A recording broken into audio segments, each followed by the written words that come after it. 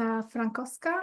I'm account manager of the Energy and Living team in CEN Management Center. So this is one of the teams in the standardization department that is in charge of guiding the technical committees on the rules and acts as interface between technical committees and the Commission in this field of energy and living.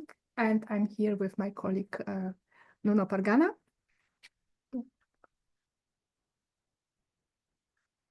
I will also introduce myself, Nuno Pargana. Good morning, everyone. Account manager in the manufacturing team. So my job is basically to support 4 sectoral project managers that in turn help technical committees in the fields of machinery, construction, chemicals, and mining. So if any of you work in this area, we can also have a conversation on specific topics during the lunch time or the break. Back to you, Joanna. So together with Nuno, we will present you the basics regarding the CEN standardization process. So we are well in the CEN session. And our presentation consists of 4 parts, starting with the roles and responsibilities of the technical board, PC, and working group. Then the second part will be from Nuno that will explain the standardization process starting from the beginning until the publication of the document. Then I will take over to give you a short introduction about the Vienna Agreement, so the work together with ISO. And finally, a few words about our guidance material and websites. We have also given to you the list of acronyms so that it is easier for you to understand. As you may be already aware, in standardization, you use them quite a lot. So CCMC is CEN Management Center where we work, Technical Board BT, CIB, Committee Internal Balloting. So it's a vote in a technical committee, in the CEN Technical Committee. Otherwise, new work item NYI and PWI, Preliminary Work Item, and VA Vienna Agreement.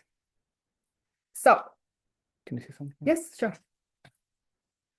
So we thought that if you have questions, you can ask us, you can interrupt us. Otherwise, it will be a long monologue from us. So if you have anything you want to ask, and if it's important, just raise your hand and we will stop when we can, and then we address your question, okay? And you can ask your question. Thank you.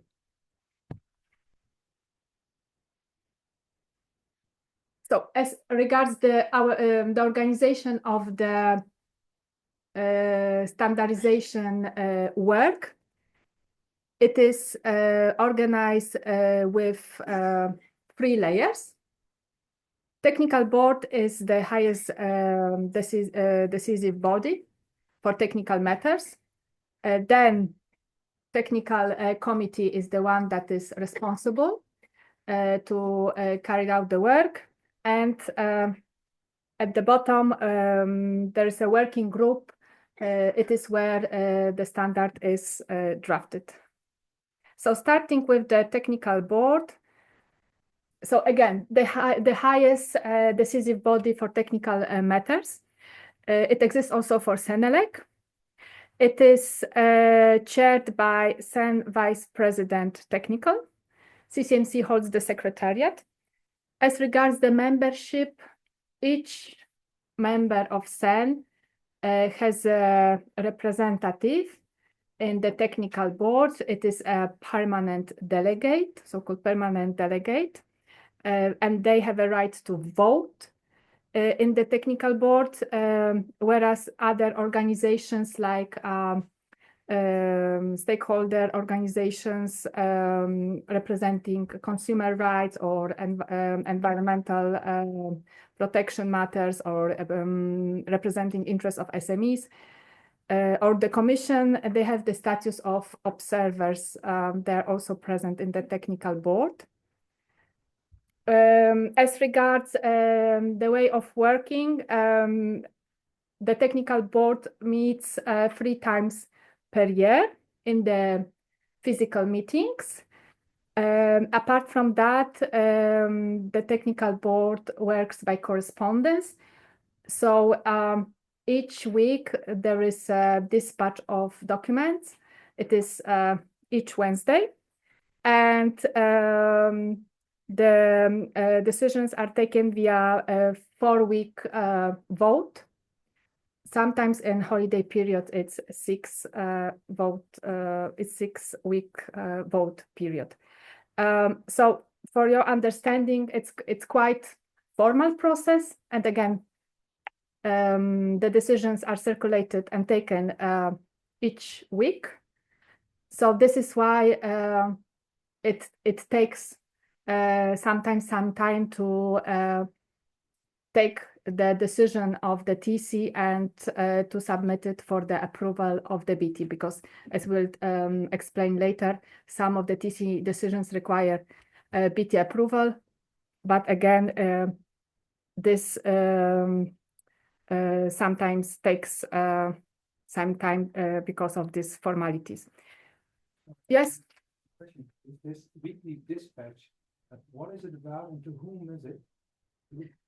Okay, thank you for the question. So each week, normally on Wednesday, apart from some very exceptional situation, for example, when there is a BT meeting, sometimes there is no dispatch at this moment because everybody is in the meeting, both the members, permanent delegates, and our CCMC team supporting the BT. But normally, apart from that, each Wednesday, the documents, so-called BT documents, are circulated to our members, so to CEN members. These are either the proposals for the BT decisions, and then these decisions are taken via by correspondence via 4-week vote. So then such a vote finishes 4 weeks later on Tuesday, after 4 weeks. And some documents are circulated for information. Some documents are circulated for discussion if they are in connection with the BT meeting. And then each 4 weeks on Tuesday, there is, when there is end of the given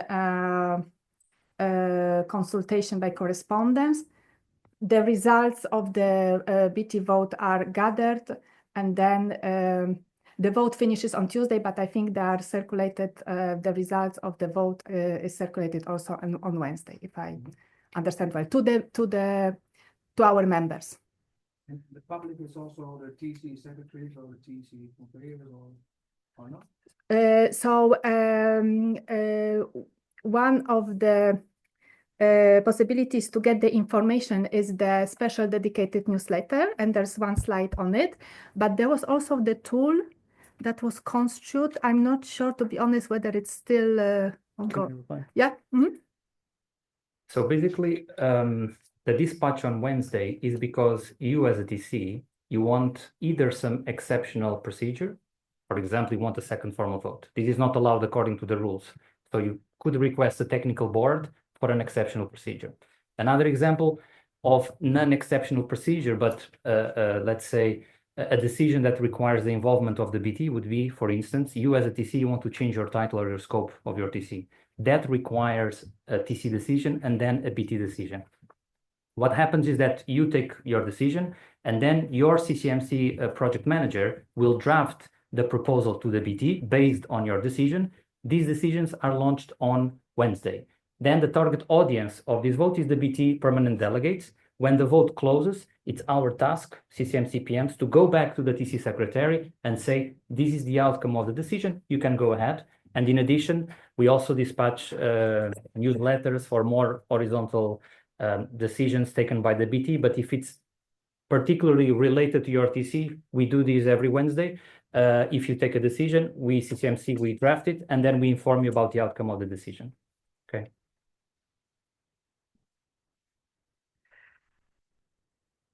So among the responsibilities of the technical board is, of course, coordination and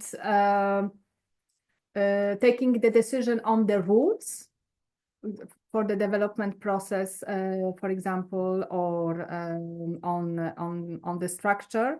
They also, a technical board intervenes when there is a question regarding the overlap, potential overlap between technical committees.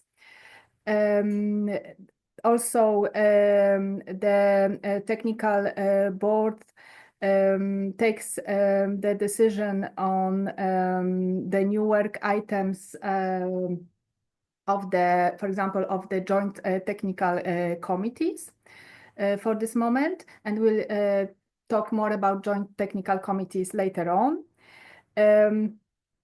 As we said, technical board is there to manage by exception. So in case the technical committee wants to raise a more problematic matter to the technical board, then the technical board could also take a decision on this. Having said this, for you also to understand, of course, in the technical board, there are no technical experts as such. So if you want to ask the technical board for support, it's possible. For example, if there is a question on the potential overlap with another TC, but normally it will be for you to make a proposal, or in the first place, before you contact the technical board, ask the technical board for support to try to solve it directly with the other technical committee, because it's you that it's a technical committee that holds the expertise. And again, in technical board, there are no experts as such, and very often the technical board is there to help, support, but very often they might come back and ask you to make a proposal, or you rather to coordinate, maybe explain one aspect, clarify something directly with another TC. There's a number of decisions that are formally taken by the technical board, but over the course of years were de facto delegated to a technical committee. For example, appointment of the chair of a TC, it's one of those. You have the whole list of such decisions. So formally, this appointment is a BT decision, but in practice now, the decision takes place in the TC. It's just that formally it's on behalf of the technical board, and there are some other, like the creation of the new work item in CEN TC, or activation of the preliminary work item is also another very typical such decision. Here you have the examples of the so-called BT cover pages. So it's a cover page of the BT document that is circulated each week, as I said, in the technical board. This cover page is prepared by a sectoral project manager that is in charge of a given TC, supports a given TC. So then at the bottom, you see the initials of such a person. As you see, there is the part which is called background, descriptive part, and there is a proposal for the BT decision. And there is usually an annex, very often an annex, which typically contains the request from the TC expressed very often as a TC decision. So that was about technical committee. Now, moving forward, I will say a few words about, I'm sorry, that was about technical board. Now I will say a few words about technical committee.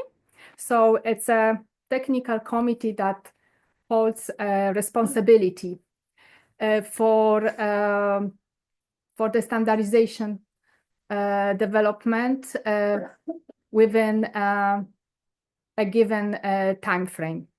So the standardization work is organized in technical committees.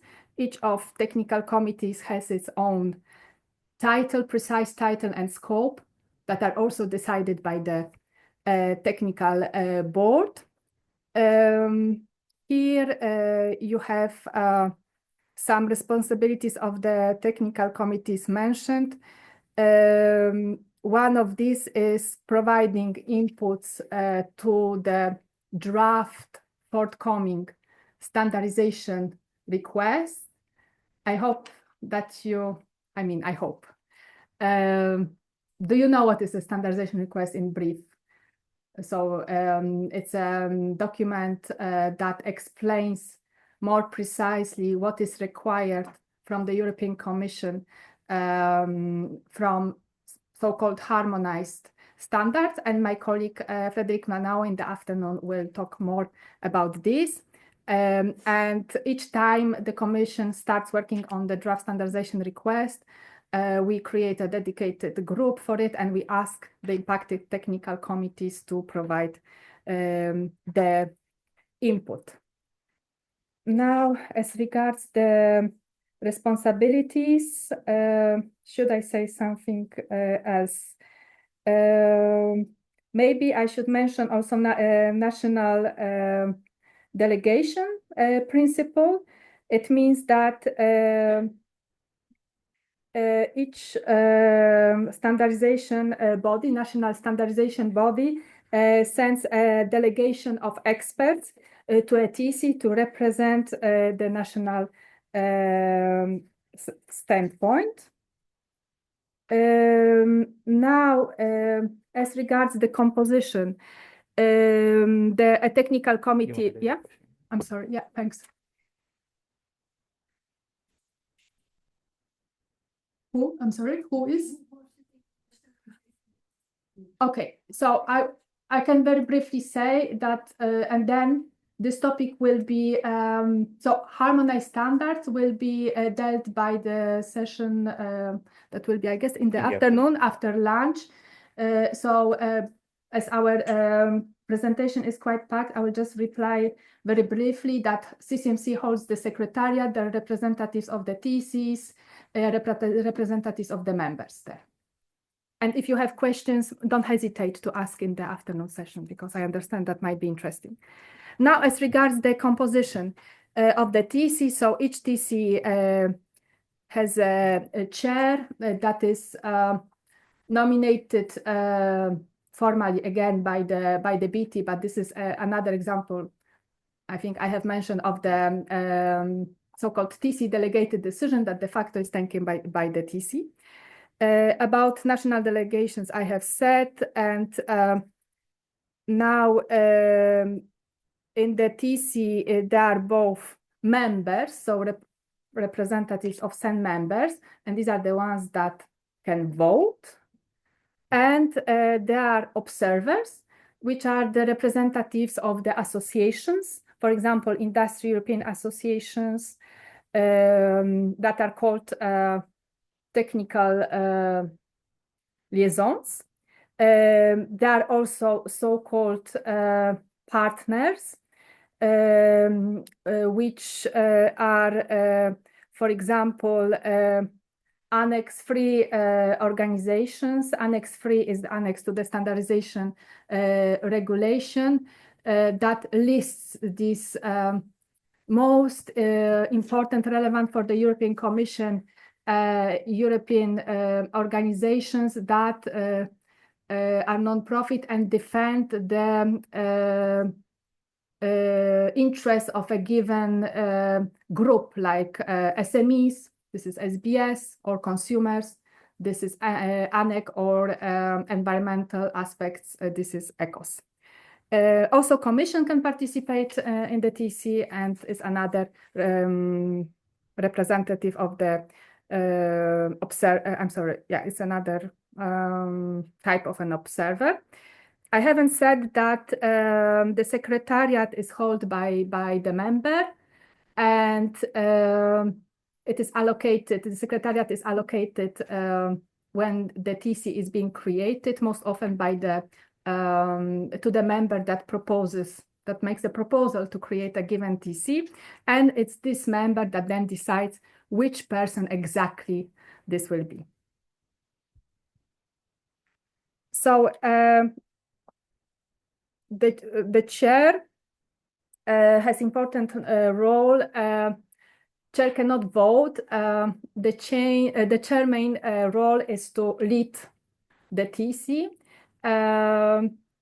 He needs to ensure that the TC carries out the work as it was requested and on time, needs to seek consensus, highlights the problems to CCMC in case of if there is any problem. Of course, works close with the secretary on this. So these are the main responsibilities of the chair. Presides the meetings, of course. So, and now watching the time, I will try to, let's see how much I have. Okay. I will try maybe to be fast. Talking about the secretary also ensures that the TC works as required in line with the rules and in line with the timelines. The secretary manages the distribution of the documents, for example, for the meetings, but not only. Is familiarized with the decisions of the technical board. If required, cooperates with another technical committee, so contacts the secretary of another technical committee if there is a common matter. Also liaises with the CCMC. It's a key contact person between the technical committee and CCMC. So if secretary receives the question from the working group, then secretary, if it knows the answers, replies. If support is needed in brief, is welcome to contact CCMC project manager. And for standardization requests that will be explained more in the afternoon, one of the specificity is that once CEN accepts standardization request, in the past it was called the mandate, then each year CEN has to provide to the Commission annual report on how CEN TCs execute the work for this standardization request. And the TC secretary is responsible to provide the input on behalf of the TC to such an annual report. So here this slide again shows the composition of a technical committee that reflects, I think, what I have said. We can have in a technical committee also representatives of the national standardization body that is other than member of CEN, and also has an observer status. Then we can have also sometimes representative of ISO in CEN TC that has also observer status. Now the next two slides are about establishing liaison between industry, European Association and a technical committee. These slides were prepared by our colleagues, Anna and Sebastian, that are in charge of this. They are gathered, they work with the email address partners.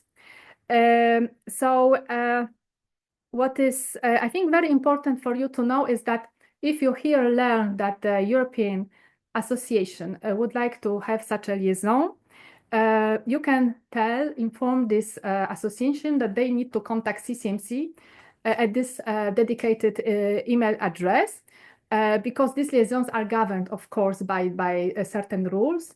These rules are gathered in the CEN Guide 25 on the partnerships. And there's a special process to follow. The first step is to be done by CCMC, as I have said, by my colleagues. You can see that once they receive the query, in the second step, my colleagues will send the framework, so the guide and also the form to fill in, application, as you may say. And once this is received, CCMC checks whether the criteria have been met, because in order to become a liaison organization with a technical committee, for example, such an association needs to have European dimension. This needs to be European organization and not national, for example, organization. And there are some other criteria. There's a whole checklist. So if the assessment is positive, after this preliminary check, the technical committee is asked by my colleagues again, sending the email from partners to take a decision. Take a decision on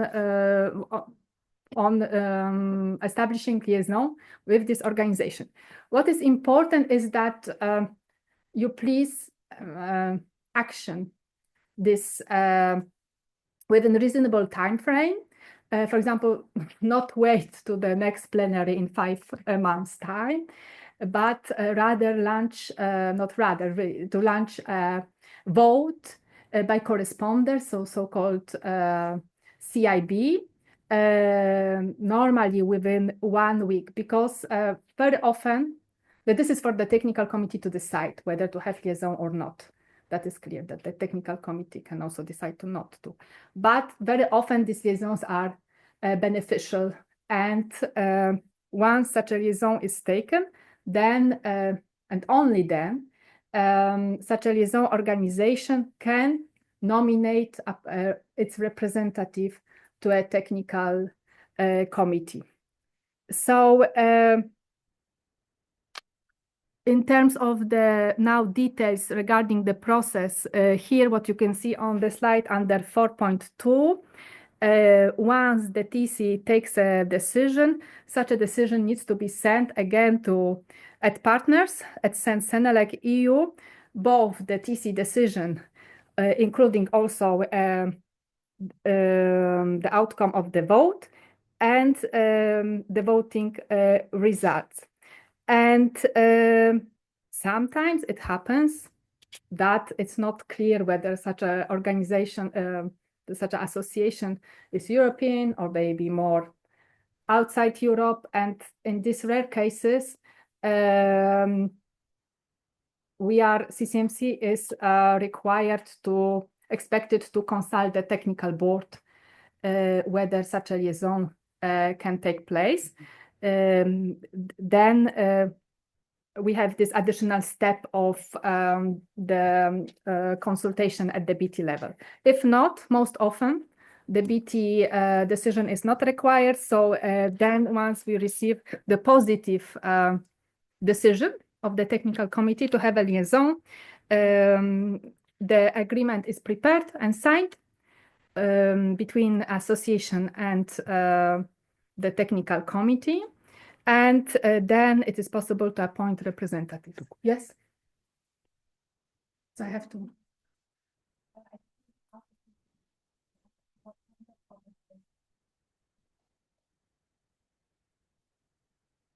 So I remember, because I was dealing with machinery for several years, that CECIMO, so the organization representing the industry of machine tools, had a liaison with the TC, machinery TC on machinery tools. Another one was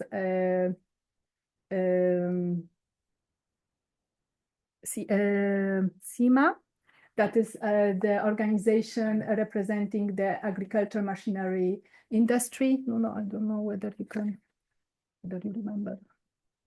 Yeah. I also have an example like the NBGA, the Notified Bodies for Gas Appliances.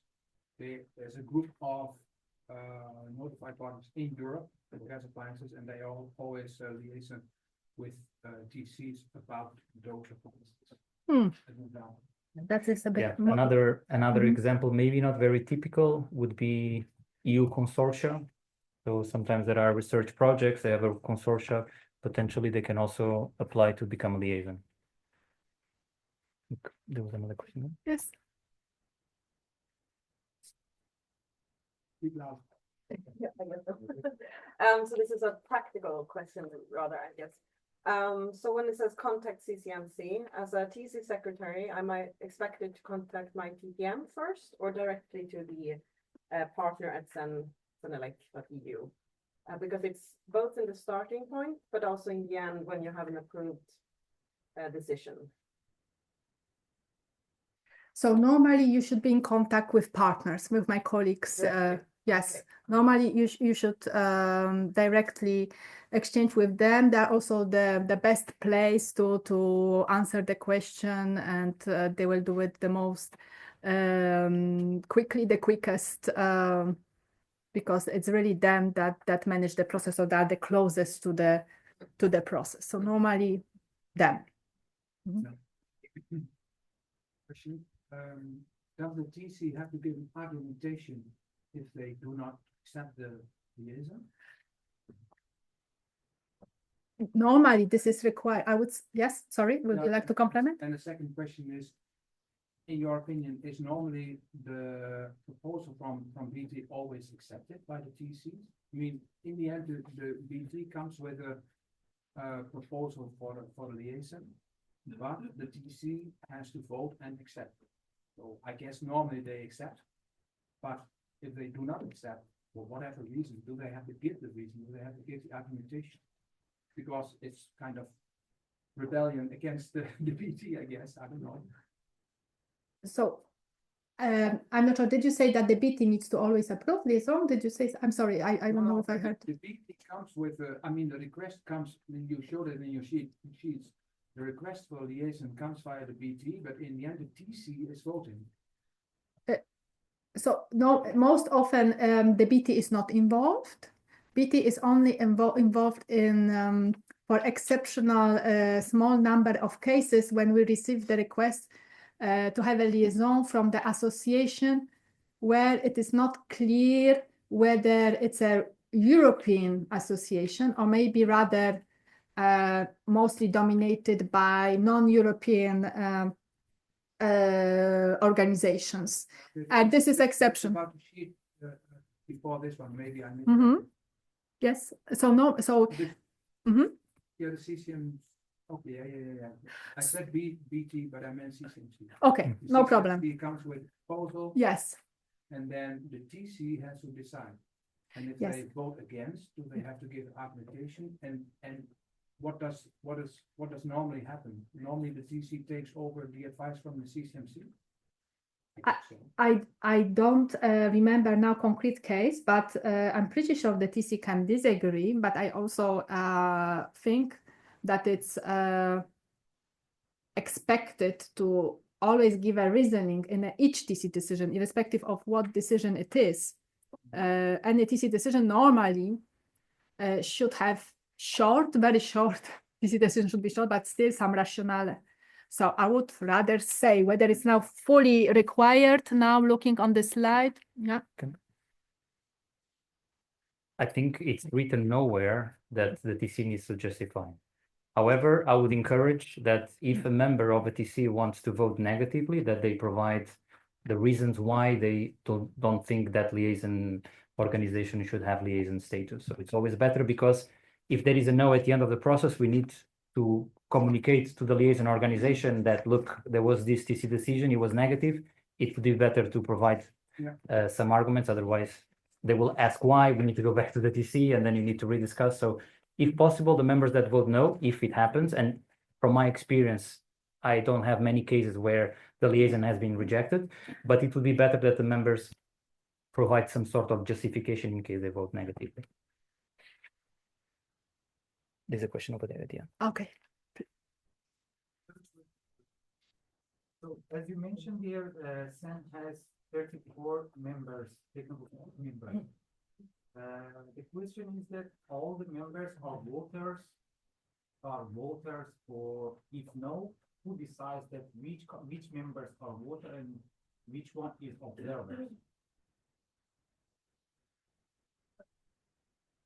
Now, do you refer to taking the decisions in a TC, in a technical committee? Yeah. Okay, so each member of CEN can nominate representative to each TC, up to 3, and so these representatives can vote, but they have 1 vote, of course. Each member representatives, even if there are more than 1, they have 1 vote in a TC.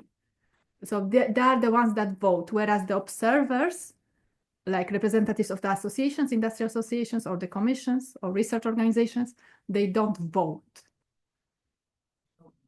For example, I'm representing a CES company from Slovenia, which is a member of the CEN Technical organization.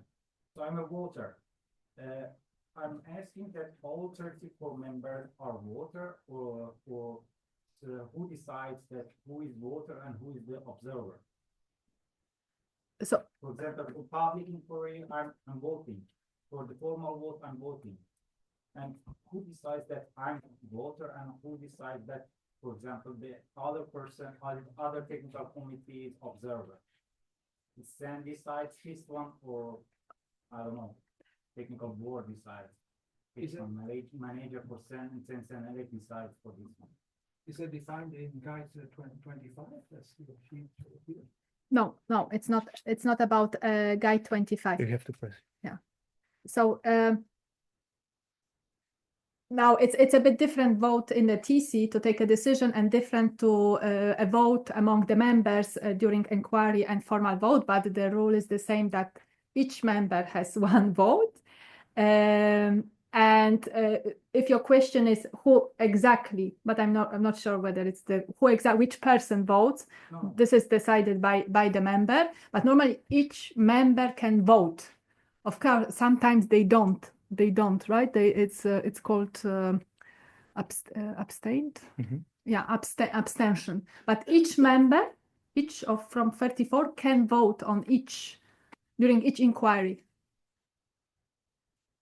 All the members have the right to vote. Yeah. Yes.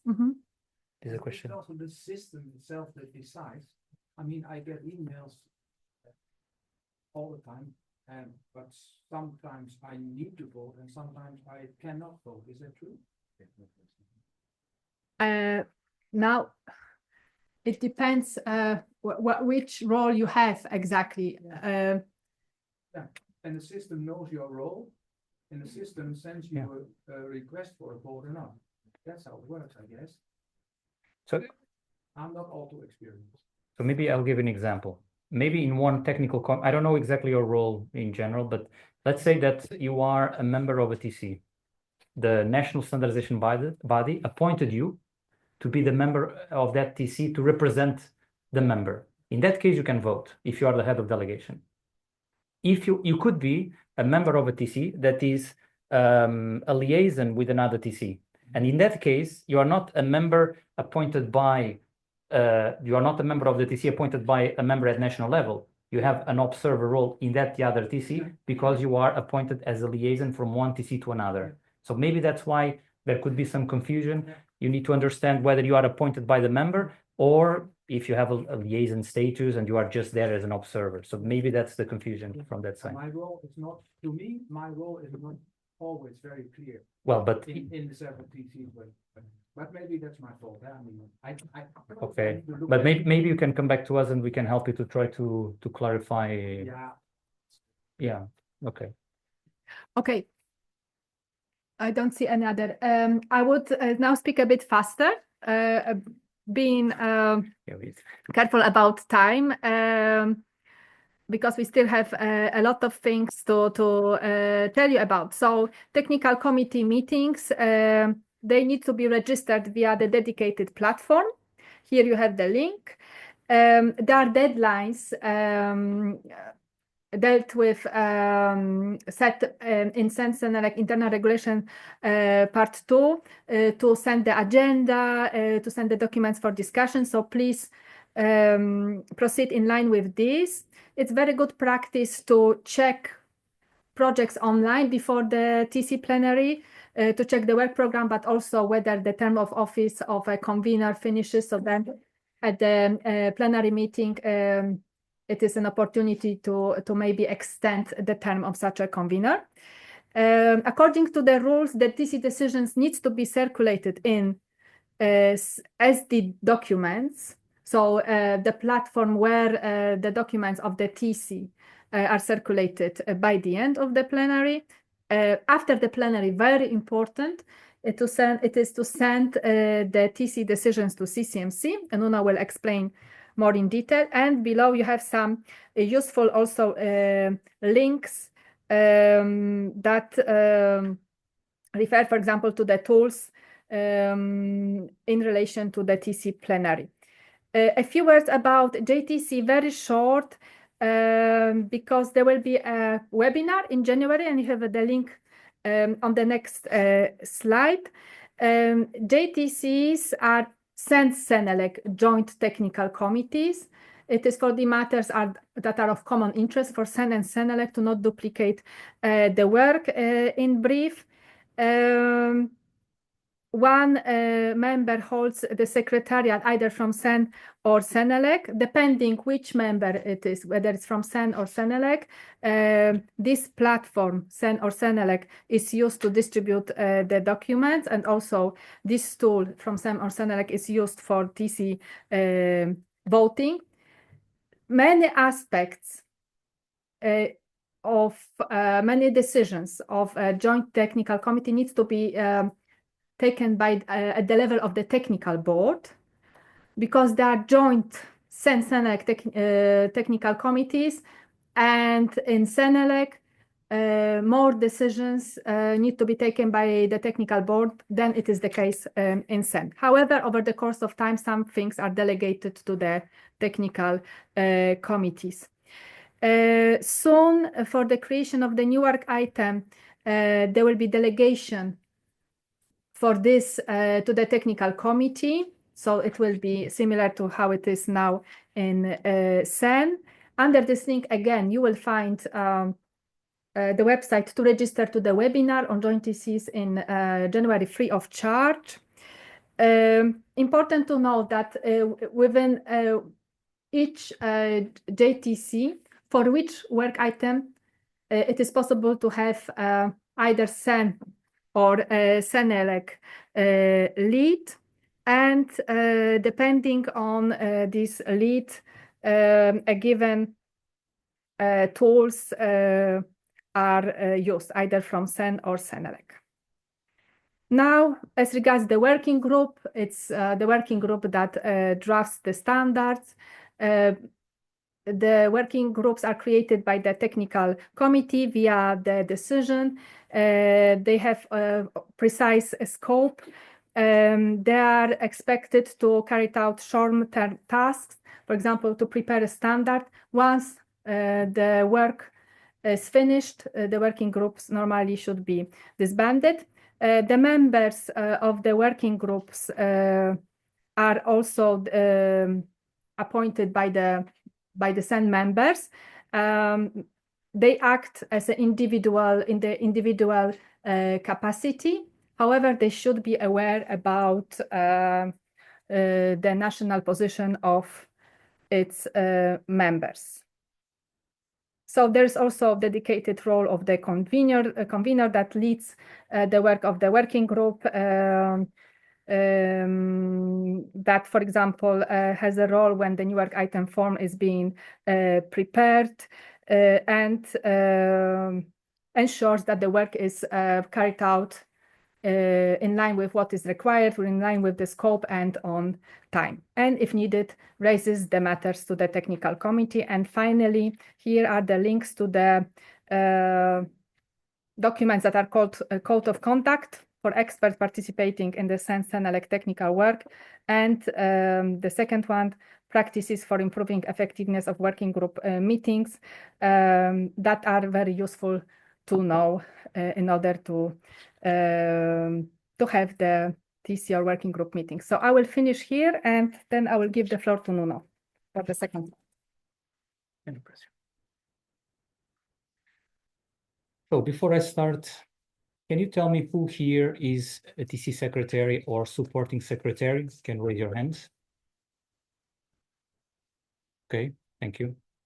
So just to have an understanding who is in the room.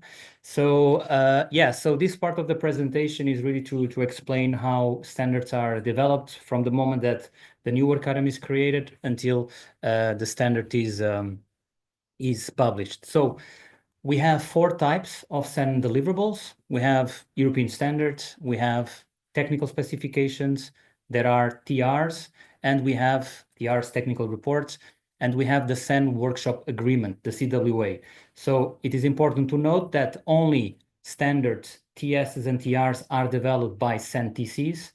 CEN workshop agreements are developed by a different animal that we call the CEN workshops. And of course, the focus of the next slides that I will present will be on European standards, which are our prime deliverable. On this slide, you have very generically the different steps on how standards are developed.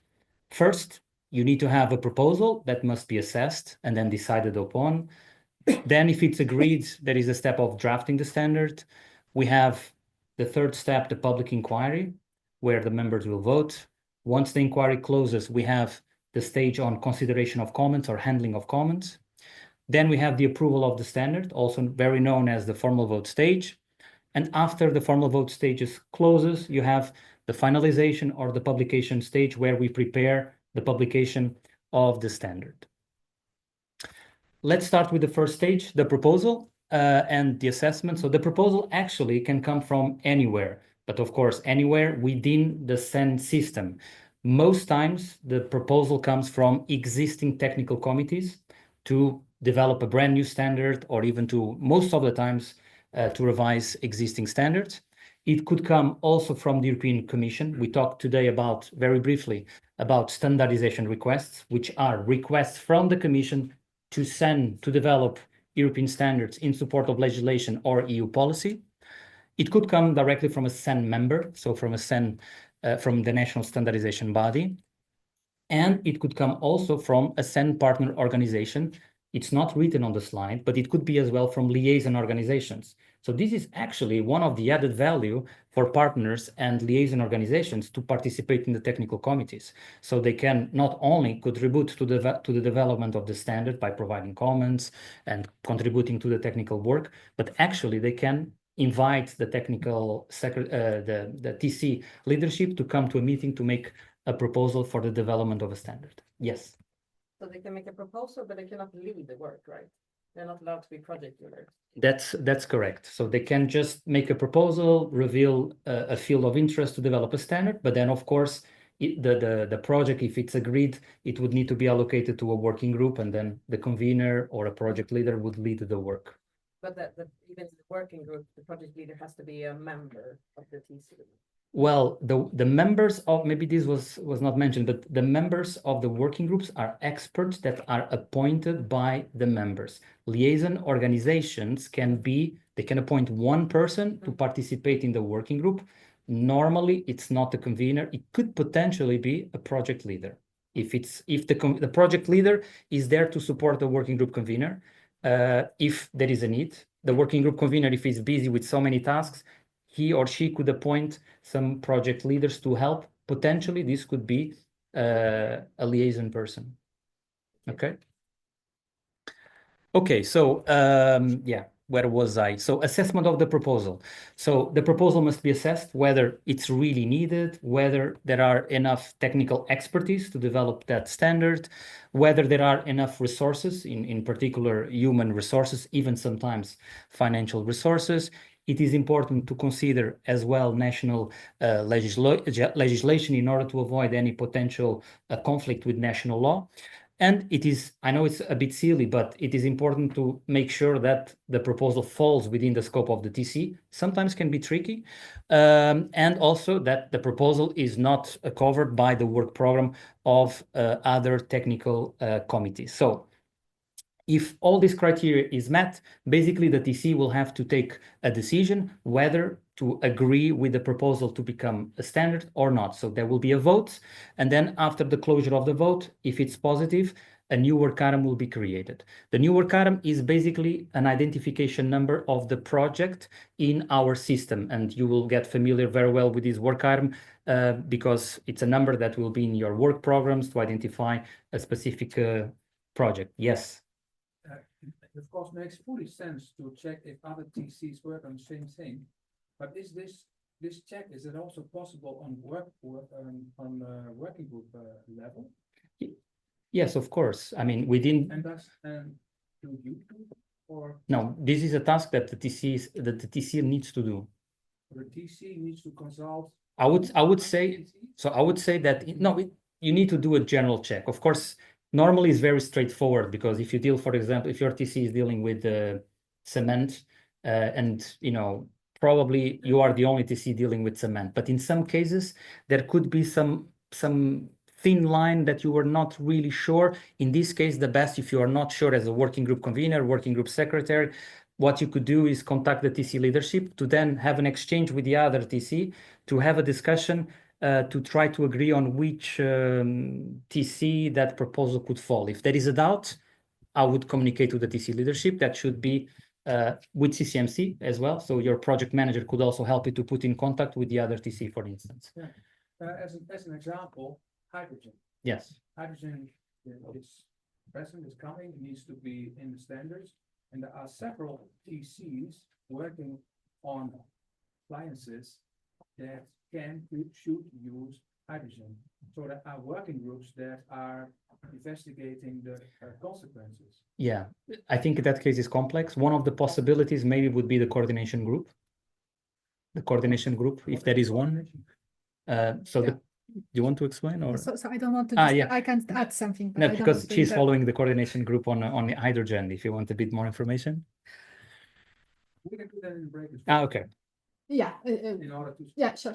Yeah. But basically, coordination group is a group that is created by the technical boards to provide advice on a specific topic, specifically when it's very horizontal, involving many technical committees that require coordination, for example, on the execution of a standardization request or other topics.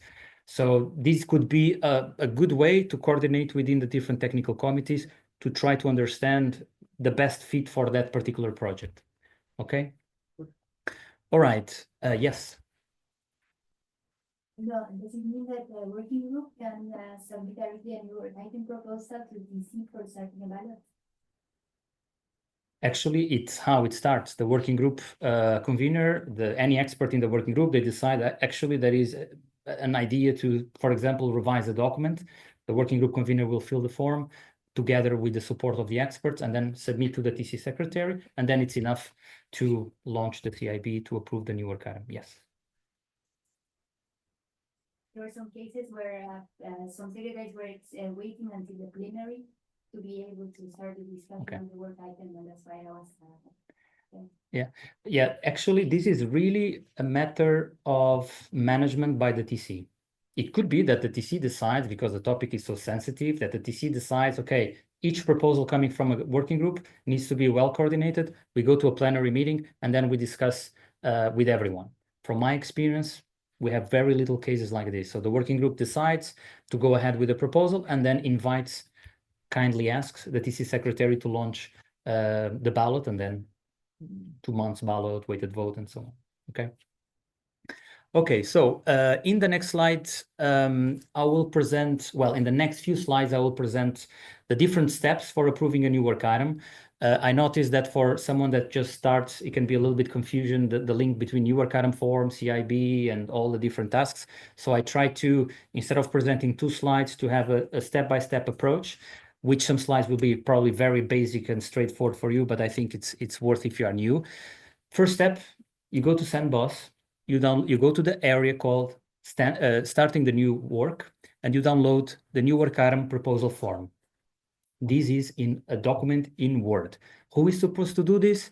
Normally, either the working group convener or the working group secretary or even a project leader. This is to be discussed in the working group. The next step is to complete the new work item form. The document is in Word. You have the new work item form includes really many fields to be filled. If it's a new project, if it's a revision of a standard, if it's a revision of the standard, you need to indicate there the standard that will be superseded, the scope of the proposal of the future standard, the justification why you want to develop that standard. There are fields that you need to mark if the standard will be linked with your legislation, with the standardization request. If you plan to work together with ISO, there is a field as well to indicate this information. There is also a field very important, and I will come back to that later, for you to specify the target dates to deliver the document to CCMC for inquiry and formal vote. Okay, so all this documentation needs to be, all these fields need to be completed by you. Step 3, the working group convener or the working group secretary will submit a form to the TC secretary. The TC secretary, in my opinion, should do a kind of a general check if everything is okay, if the deadlines make sense, and if everything is fine, we move to step 4. This is recommended, it's not mandatory. I would encourage you to do that. So the TC secretary goes to Projects Online Working Area, transfers all the information in the new work item form, which is in Word, and puts in the fields available in Projects Online Working Area. I've heard comments from TC secretary saying, well, it doesn't make sense. I need first the working group convener needs to fill it in a Word, and then we need to fill it in the application. We understand that. Maybe in the future we can improve this. For the time being, this is the process. So insert all the, yes, there is a question. Yes, I have a question regarding that. I think in JSON, secretaries are not able to do that by themselves, right? It might be the case, yes, especially if there is if the work item is CEN lead. In this case, Projects Online Working Area will not work. Okay, so insert all the information in Projects Online Working Area. So this is more focused on CEN TCs, and then save, generate PDF, and do not register the decision. Of course, you have not launched the ballot yet. The next step would be step 5, launch of the committee internal ballot, the CIB. So this is the tool that we use to vote by correspondence. I put here some screenshots. I'm not expecting you to read. Normally, you should know this tool very, very well. Actually, CCMC have a very limited access to the tool because we are not TC secretary, so we don't need to launch votes internally. But basically, what you need to do, you go to the home or the landing page of the committee internal balloting. On the right side, you have a field called new ballot. There is a drop down. You choose the decision that you want to take. In this case would be adoption of a new work item. And then you select the technical committee, you go next, and then you fill with additional information, and then the ballot is launched. Step 6, closure of the CIB. So basically there are two, let's say, requirements for the approval of the work item. The proposal to develop a standard. The first one, of course, you need a positive vote. That's obvious. The second one, you need at least 5 members willing to actively participate in the work. Okay. Concerning the positive vote, it's not very straightforward because there are 2 types of votes depending on the situation that you are. Weighted vote applies for those cases where your proposal is for the creation of a new work item for a new standard or a new TS. Or weighted vote applies in case you are dealing with a revision or an amendment of a European standard, but you are planning to change the scope of the standard. So in this case, weighted vote also applies. Simple majority vote applies in those cases where you are planning to amend or revise a standard, but you are not touching the scope. You think, okay, the scope will be exactly the same. So in this case, it's easier, let's say, to approve the project because it's a simple majority vote. If you don't know what to do, you can adopt a conservative approach and just go with a weighted vote. That would be the simplest option. Yes.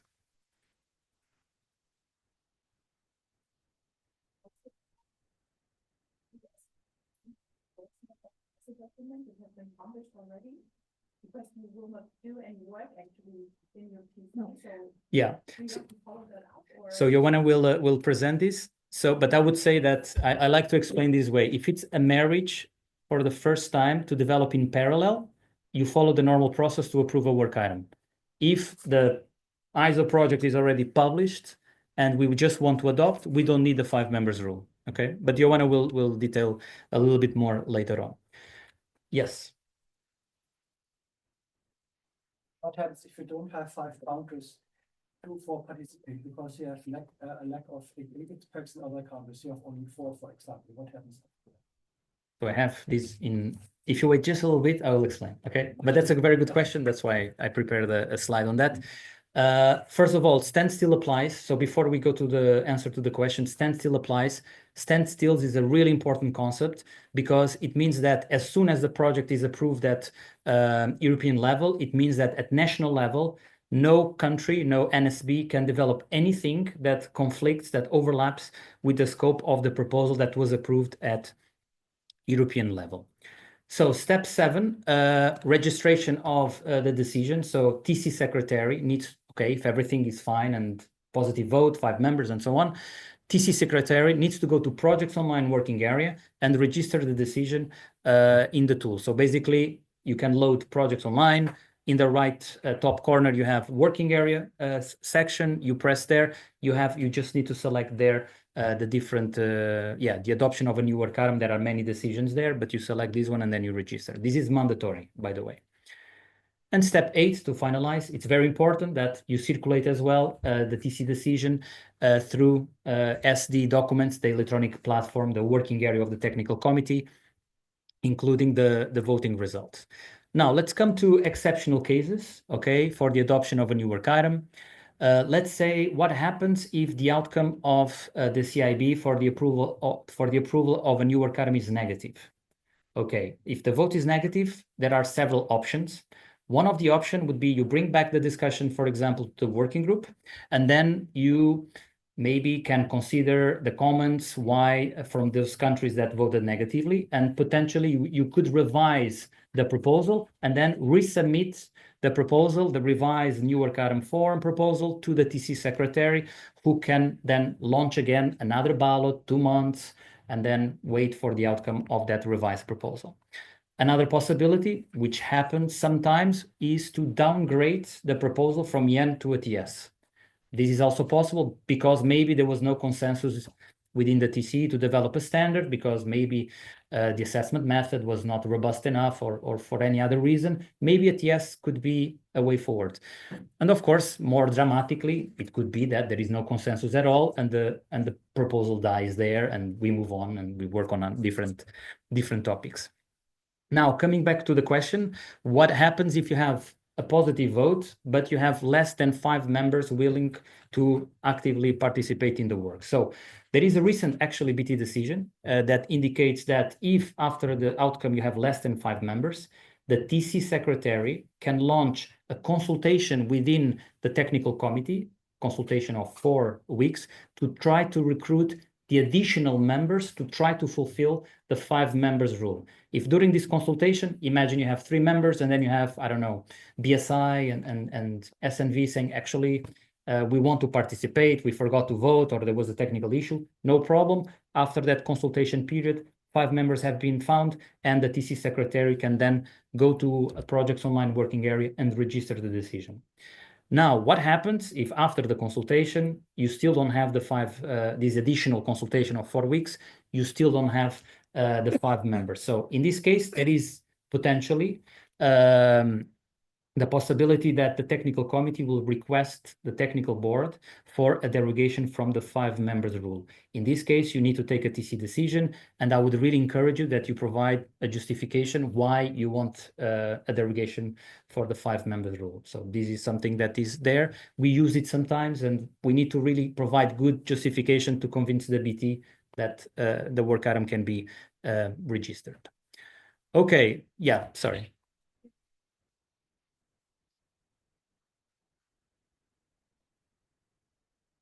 The countries that are participating are only 4 and 4 euro, because I don't know, it's just a really, really small topic, or what could we write that justify?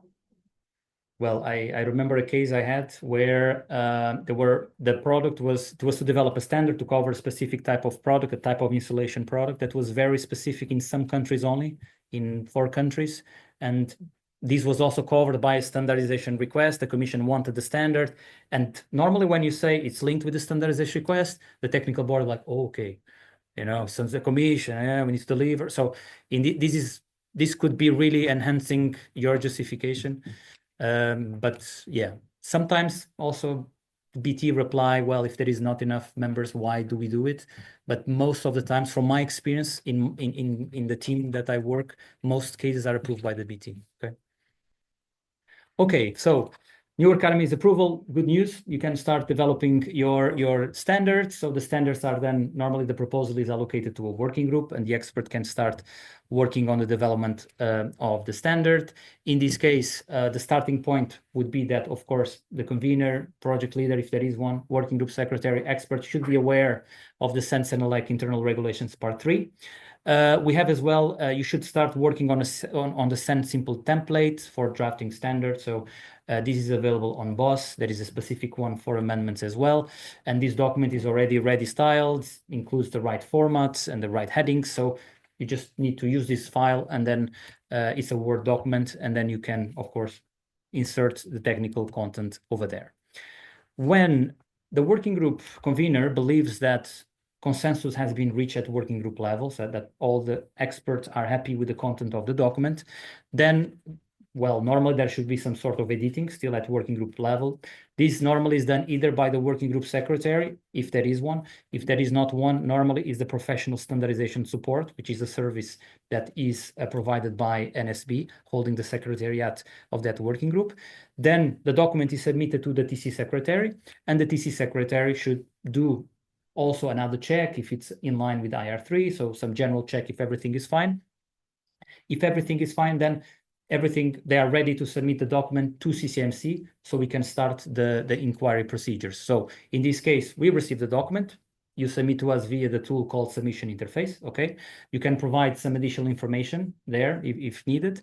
Our colleagues from production will do what we call the in check. So it's a basic quality check on the document to check if the right template was used, if the figures have the right format, if it's an harmonized standard, if the Annex ZA Annex ZA is there. So we do some sort of basic check, and then we will allocate the document to the editor. This is 5 weeks stage, okay, in check and editing from CCMC side. Then we will request our normally German member and French member, so Dean and Afnor, to translate the document into German and French. So this period is of 8 weeks. For you to know, standard, so the official language of CEN is English, French, and German. Most of the times the documents are developed in English. Nothing prevents a working group to develop a document in French or German if everyone is in the working group knows the language. So that's a possibility. But most of the times the documents are developed in English, and then we request Dean and Afnor to translate the documents. Once the translation closes, then it's the inquiry stage. So NSBs will discuss the document at national level, and they can provide comments of general, technical, or editorial nature. It's important that the NSBs discuss, build a position, and then cast the vote. The inquiry stage lasts for 12 weeks. Once the inquiry closes, the tool will basically automatically calculate the voting results and will collate all the comments in a table, and then CCMC will dispatch to the TC secretary the comments and the voting results, and then it is expected that the TC secretary circulates these documents, the comments and the voting results via the platform, the electronic platform of the TC. So, sorry. Yeah. This whole procedure is before the stage of 40-60? Yes. Yeah. Now we are 40-60. Right now, the next slide is after 40-60. Yeah. Is another question? Just a quick, Sorry. So is it correct understood that there will be 13 weeks going from the submission of the inquiry draft to CCMC to the NSB? Yeah. That can actually see the... Yes. Okay. It could be, but okay, I don't want to promise anything because then you go back home and say, yeah, the guy in front said. So it could be that we edit faster, and then it could be less than 13 weeks. So the 5 weeks editing for us, because we receive a lot of documents from many TCs to edit, is a time that helps us to manage the workload. You should take into account the 5 weeks. Sometimes you can be faster. Okay. Yeah. You know, maybe worth just commenting, the better quality the job, the better chance you have of getting a lower time frame. Okay, very good point. Yes. I have a question regarding the registration of the first working draft for the public inquiry. Is it mandatory to have a ballot on that, or is it optional actually? It's optional. So you should circulate a first working draft, but you do not need to have a consultation on the document. You can if you want. Okay. Okay, if no more questions, I move on. Yeah, handling of comments, consideration of comment stage. So here, the inquiry closes. There are two paths. I don't know why the right path is in gray. It looks like is exceptional. Actually, is the path that happens most of the times, which means that there are comments received by that were sent via NSPs on the draft standard, and basically the TC needs to organize normally a comment resolution meeting. This meeting is allocated normally to working group, where the working group will go comment by comment. So each comment needs to be reviewed. It does not mean that each comment needs to be integrated in the standard, but each comment needs to be discussed, and then there should be a conclusion by the working group on whether integrate the comment or not in the standard. And then, of course, after the redrafting of the standard is made, the TC, the same process as I explained before applies, meaning that you submit the document to CCMC for the formal vote procedures. Now, in some cases, the left side of the slide can apply, meaning that in some cases, sometimes you may have the possibility to skip the formal vote. But to skip the formal vote, there are few conditions that must be met. The first one is, of course, you need to have a positive inquiry. So, and the inquiry vote is a weighted vote, 55% of the votes in favor, and the weighted vote must be of 65%. So this is the first criteria. You need to have a positive vote. The second requirement is that to skip the formal vote, remember that technical comments cannot be integrated in the standard, okay? If you have technical comments, then, and if they are important, you go to the right side of the slide.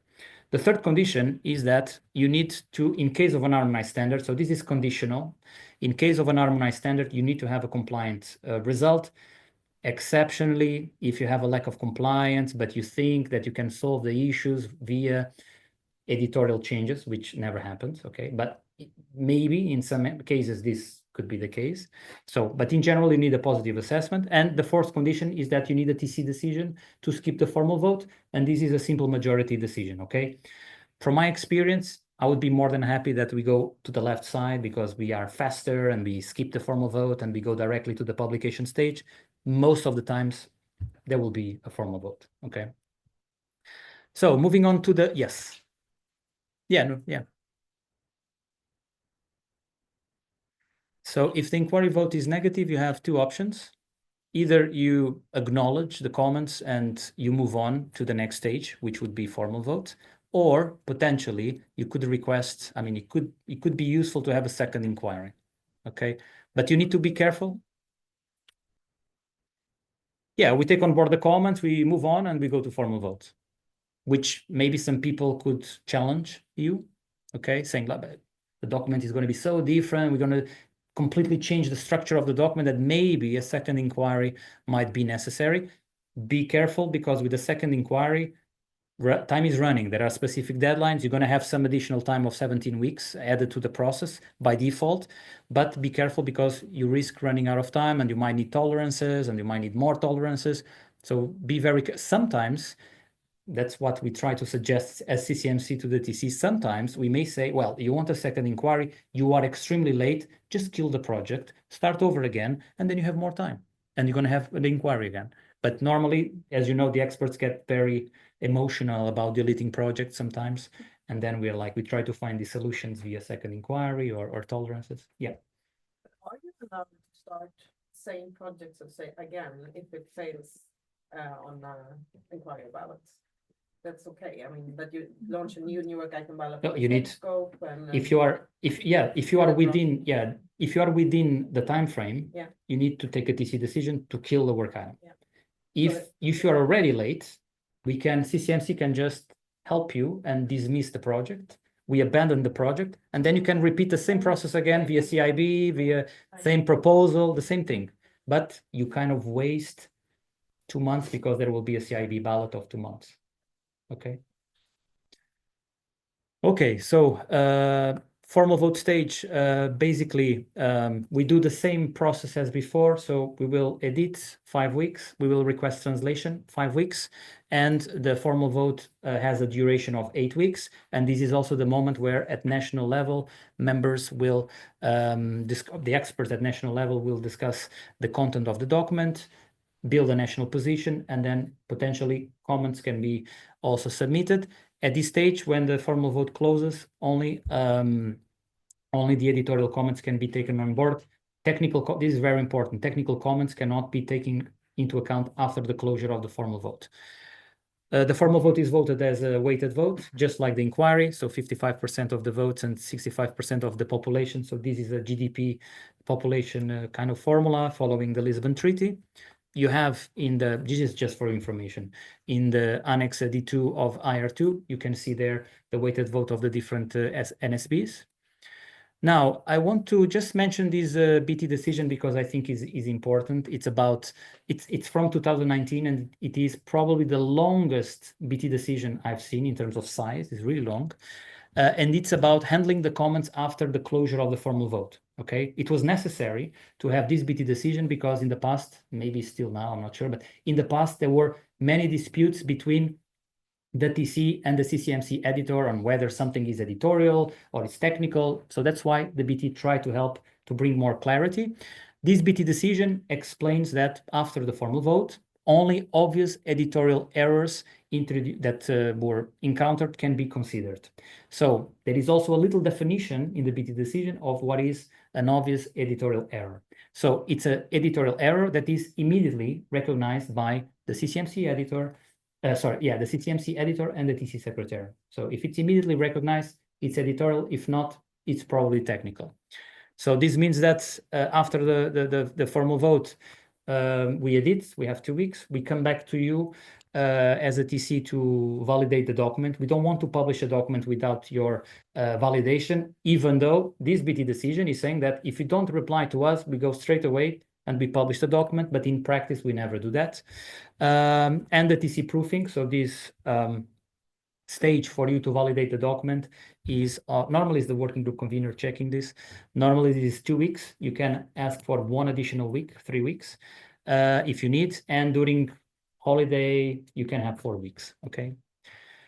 What happens that if after the formal vote stage, you notice that there are limited, this is a keyword, limited, few technical changes that you really need to incorporate in the standard. Otherwise, you will consider, or the experts consider, that the standard will be incorrect. So they think it does not make sense to publish the standard as it is without taking on board those technical changes. So there is a procedure in place defined by the technical board, decision BT 48 from 2014, that says that there is a procedure, you can make these modifications, but it requires BT approval. So there are much more steps. I'm going to spare you from the different details, but there is a possibility to fix this. Yes. If there's few technical changes, what is few?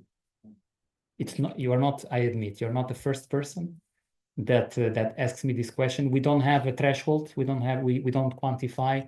If you see a lot of track changes in red in your standard, is because it's not few. So it should be something. I mean, you can then discuss with CCMC project manager to advise you whether normally it's some things in the table, some thresholds, some values here and there. It should be quite limited, but there is no definition, no threshold of what is few. It's difficult to quantify, I know, but CCMC can help you with that.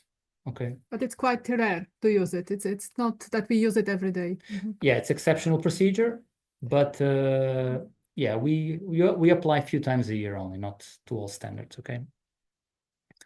Okay, on this slide, what you can see some examples of what is a technical, maybe it's a bit too small, I don't know, but you can see some examples of what is a technical change and what is an editorial comment.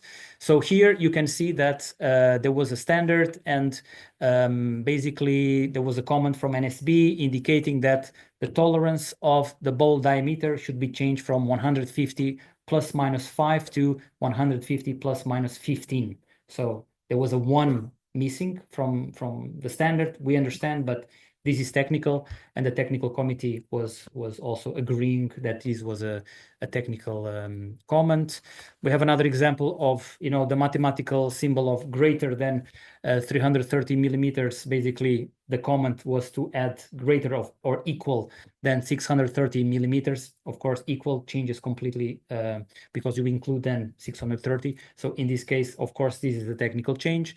So editorial comment should be because, for example, here in this case, the word test was incomplete and the editor immediately understood that what the TC meant was test. So this is fine. The word was incomplete. Or sometimes in tables, there are problems with formatting. So in this case, we can help you and consider those comments editorial. Wow. Okay. Yes, you. Just a small one. Yeah. So is it allowed to type both? So for the example 8.2, for example, that is both, I think, if it's technical, but it's also editorial. Someone could have made a mistake. We don't know. So can I write editorial dash? So, but you're talking about the third column. No, I mean the second row, the 8.2. Okay, 8.2. Where you can see that there is actually being both editorial and technical. Well, it's actually a bit strange that a typo is in this case regarded as technical. I mean, I understand the technical consequence, but in the end, a typo isn't editorial. So yeah, well, that's the what we try to explain. We understand from your side while you are editing the document, there could be errors of copy paste and things are forgotten, and we understand that during your editing of the document, this can happen. However, for us to make such a changes after the members voted the standards, if we change something, that could be after the vote, another member coming to us complaining, saying, I don't agree with this. Why did you change it? And it was voted in a different way.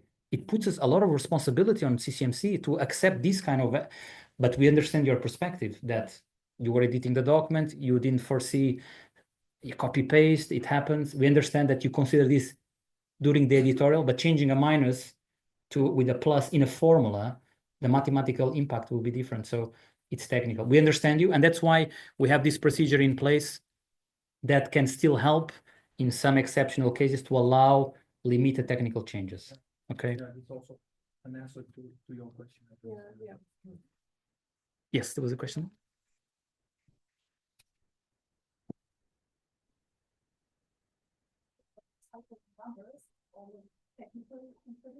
So we should watch more when we type numbers and we watch technical. Yeah, numbers, formulas. Well, also sometimes we have requests to delete sections. Delete this paragraph. We're not standard writers. I mean, delete a paragraph. We can delete a paragraph if they're the same. Yes, if they are repeated, this is a typical obvious area that we can delete. But sometimes I get a little bit confused when we are asked to delete text or to add text in the standard after the vote. So it's, with the text, you still need to be careful, but with numbers, you can easily make mistakes in numbers. We understand that with formulas, with tables, with keys of the tables, the wrong figures, it can happen, we understand. But well, these are the rules, and there are procedures in place that can still help you normally via the technical board to address the errors. A solution would be to produce an amendment as well, but maybe in some cases might not be the best option, but you need to see. Okay, we are now in the publication of the standard. So the publication of the standard, it means that I really don't like to say that we publish a standard. I mean, CEN publishes a standard. That's not really true. We finalize the standard. We make it available for our members for national publication.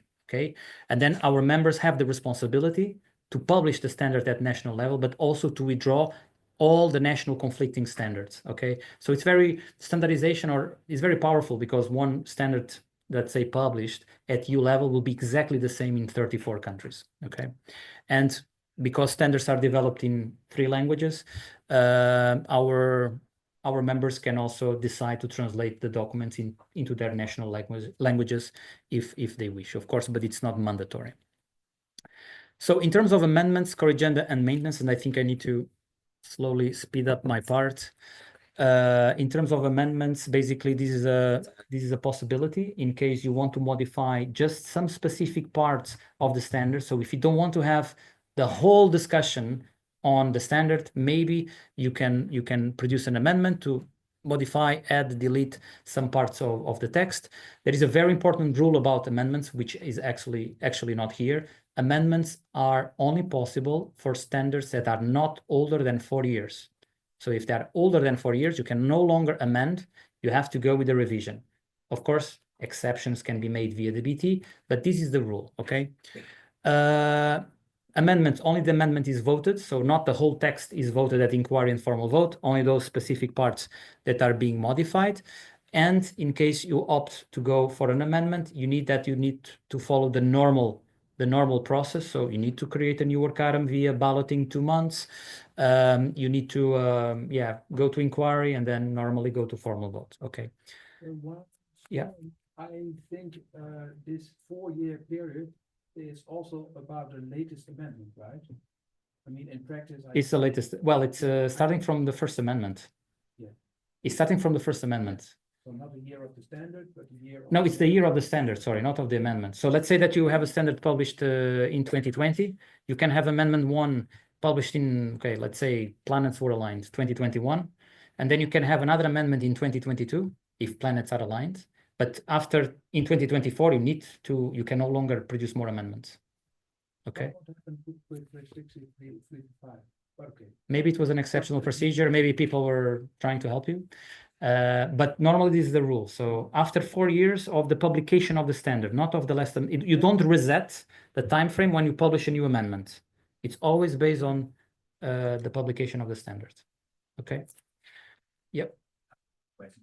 The amendment needs to go through the same procedure, I understood, including any date and to define how long I take to prepare it.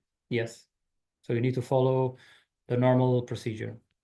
And if you mentioned before, so exactly, you can have also parallel amendments, if it's true.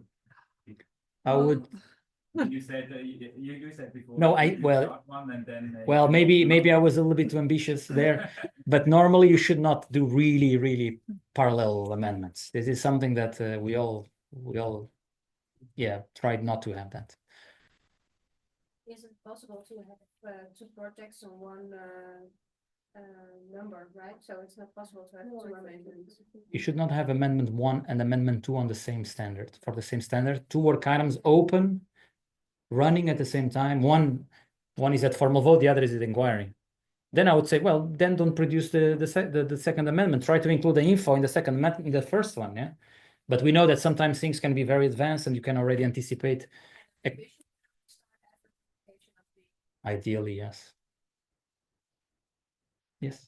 Regarding the amount of amendments in Pargana, I think in ISO you can have a total amount of 2, is it the same? Yeah. Normally it's two amendments per project. Yeah. We don't have, I don't think you could challenge me because I don't think this is written in the rules, but I think normally if you look at the time frame, I think max maybe 2 amendments. I've seen 3 amendments exceptionally, maybe via BT, but normally it's 2 amendments. Possible. Like I will check in the meantime whether it's 3 or 2. I will check. Okay, we'll double check. There is no limit for. From my experience, max would be, I think, 2, maybe sometimes 3 exceptionally. Okay. Okay. So core agenda. Core agenda is something very difficult for us to handle for one big reason. Remember that core agendas are not voted. So the standard is published. You notice there is a technical problem. You produce a core agenda, you contact us, and you say, hey, CCMC, publish this core agenda. So remember that core agendas are not voted, so we need to deal very carefully with core agenda. Normally, core agendas should only be used for those cases linked with safety. So if you see that if you don't change the standard, or if you don't produce the core agenda, there could be a matter of safety. I think then this qualifies the request for a core agenda. You should not use it just to correct something technically that you think it would be better to have, we understand, but try to focus on matters related with safety. Concerning the, yes. Back to your slides before regarding these editorial comments, which are not editorial comments, which are technical comments. Ah, yeah. If I have something like that we missed this one into the brackets, we can start a corrigendum after the publication of the standard. Well, is it linked with safety? It depends. We will need your, okay, we would need the input from your side. If you tell us, like, look, this is really important because matters of safety, I would prefer that you don't go with the core agenda and we go with these limited technical changes after the formal vote. Because the core agenda is it's just a separate doc that is published, not consolidated. The amendments are consolidated. The core agenda is not consolidated, and ideally you should apply this BT decision to already fix the problem instead of having a core agenda. So if it's linked with safety, potentially could be used. We would rely on the expertise of the TC saying this is really safety. And then, okay, we could take a look, but if you say it's safety, probably it will be accepted, okay? By the way, about the editorial here, members are very smart. They know technical changes are not allowed, so they mark it as editorial. Yeah, and they hope that the editor will be like, oh yeah, it's editorial, smart as editorial. Yes. No more than 3. When you say safety, you mean safety or security or safety and security? Safety and safety, normally safety. I can give an example of a core agenda that I think was a really good request. I was a PM for a TC on TC 191 firefighting systems, and in the standard was published, and the standard was about sprinkles, and and there was one section of the standard about the distance between the sprinkler and the column, and there was a table with distances between the sprinkler and the column, and they messed up with the lines and the columns, and they were saying, yeah, I mean, this could be a really high risk of safety applying the standard because the distance were incorrect. And for us, that was a clear, good example of how a core agenda should be applied. Okay, but you can challenge us with the security and probably we will accept it. Okay, maybe that makes your question more clear. Apparently 3 amendments. My colleague, I was wrong and I admit it. So 3 amendments are possible. It's on CEN boss. Okay, yeah. Okay, yeah, there is a question there. Yeah. About the agenda and the amendment. So amendment is it's going to publish as a new or and separate documents. I didn't explain, sorry. Amendment will be, so only the amendment is voted, but then at the end of the process, we will produce a consolidated version of the document. So it will be the standard with the modifications coming from the amendment. Normally, the paragraphs coming from in the text that were modified, you see amendment A1 in the parts that were modified to clearly identify what was amended. The core agenda is a separate document. No, the main standard will stay as it is. But there is a mistake one. But we cannot withdraw the standard. Only an amendment or revision could then modify the standard itself in the text. In the text. Claire, am I correct? I agree. Yeah. Okay. She's still an editor, so that's why she's here to save us in case of this kind of question. Okay. Okay, so systematic review, if I can move on. Systematic review, basically standards are published and they are, let's say, valid for 5 years. This means that after 5 years, there will be the systematic review launched. The systematic review, this is something that is not clear for everyone. The systematic review is a consultation of 5 months. And in this consultation, there are questions like, what should you do with the future of the standard? Should you confirm, withdraw, or revise? And after the consultation closes, you need to follow up with a TC decision, always. And the TC decision is either to confirm, to withdraw, and if you want to revise, you need to launch, you need to follow the process, adopt a new work item, 2 months ballot, and then you follow the process, inquiry plus formal vote. Yes. Practical question Mhm. again. When you have the result of the revision, and it shows that there's 2 countries who like to revise the standard, and you highlight that to the working group, and they are not aware, or they have a lot of other projects going on. And they say, okay, that might be interesting, fine. And then they will look, but they don't get any answers and they don't come back to us. Do we have the responsibility then to just take the decision saying, we will, what is it called, confirm the standard because we don't have enough countries? Or do we still have to wait for a confirmation from the working group?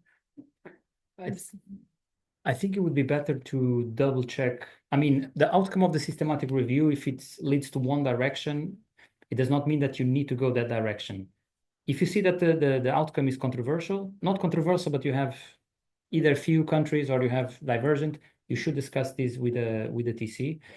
You can then, as a quick fix, if you want, and I've done this in some TCs, like, hey, you want to stop the alerts and just confirm it, and then you revise at your own pace when you want. You can. So that's a possibility always to have the mid step to confirm, but you need really to explain to the TC that you confirm just as a temporary step, and then you will follow up with the revision, because some countries might say, oh, if you confirm, that's a decision and we want to. So you need to be careful a little bit. Situation that there's very old standards that has been in working groups that are no longer active so there's no one actually responsible for the standard anymore, and that even becomes more tricky. So then again, because two countries are interested, but no one else is. So then, well, you should discuss. You can confirm, or if you think that there will be no more experts in the future to work on the standard, maybe you should consider to withdraw, or you keep continuing until one day maybe there will be the experts. So that's a tough call from the TC to make when you don't have the experts. Yeah. Then if you launch a new work item proposal, you can also have a call for experts, so all the national bodies will have an extra highlight too. That's new experts will join. Yeah, that's a good idea. You can also, you can launch, but then if you don't have the 5 members, maybe there you have the answer, and then you can follow up. Okay, so I'm running out of time, so I just now focus on the most important information. We have the flexible standard development process. So this was approved in 2019. We have been saying the new process. I cannot say new process anymore. It was approved in 2019. It basically applies to CEN homegrown standards and CEN standards that are developed together with ISO under the Vienna Agreement, but with CEN lead. Okay, so this is how the flex works. Basically, is to give you the possibility to choose how much time you want. This is the flex. It gives you possibility to choose how much time you want for the drafting of the standard at the beginning and how much time you want for the drafting of the standard after the inquiry stages. So because you are the owners of the project, you should decide how much time you need. We have here on the slide some webinars and PDFs, so you can consult that. Here is just to say you have the flow chart of how European standards are developed. Stage A and Stage E are the stages allocated to the technical committee to basically draft the standard.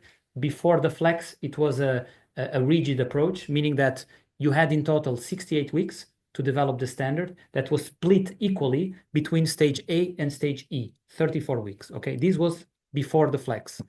With the flex, well, basically, there are 3 rules of the flex. The first rule is that Stage A plus E must be 68 weeks. Okay, so with the flex, you don't gain more time. You still have the same amount of time, but you choose how much time you want to allocate for Stage A, the drafting, at the beginning, and Stage E, the drafting after the inquiry. So that's the first rule.